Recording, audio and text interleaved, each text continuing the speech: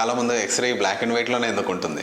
Radio ఓపేక్, radio Lucent అంటే దాని నుంచి ఒక రేడియో వేవ్స్ పంపిస్తే అది పాస్ అవుతే రేడియో లూసెంట్, పాస్ అవ్వకుంటే ఓపేక్. పాస్ అవ్వకుంటే మనకి వైట్ కలర్ ఇమేజ్ వస్తుంది. అదే ఈజీగా పాస్ అవుతుంటే బ్లాక్ కలర్ ఇమేజ్ వస్తుంది.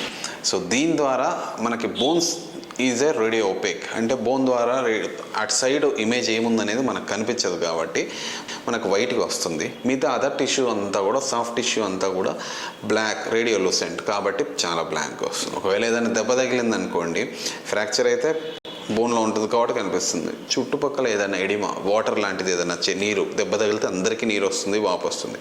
అట్లా ఏదైనా ఉన్నా కూడా మనకి ఇంకొంచెం ఎక్కువ బ్లాక్గా కనిపిస్తుంది. బికాస్ అది న్యాచురల్ టిష్యూ కన్నా కొద్దిగా weak, that is more radiolucent. This is how we diagnosis. కొన్నిసార్లు పిల్లలకి సూప్రాకాండిలర్ హ్యూమరస్లో ఎక్స్రేలో ఫ్రాక్చర్ అంత క్లియర్ కనిపించదు, కాకపోతే జాయింట్ ఏరియాలో రేడియో లూసెన్సీ ఎక్కువ ఉంటుంది, అంటే కొంచెం ఎక్కువ బ్లాక్ ఉంటుంది. సో ఆ ఏరియాలో ఎక్కడో దగ్గర ఫ్రాక్చర్ ఉంది అని మేము డయాగ్నోస్ చేసుకుంటాం. So this is black and white in x-ray what we see.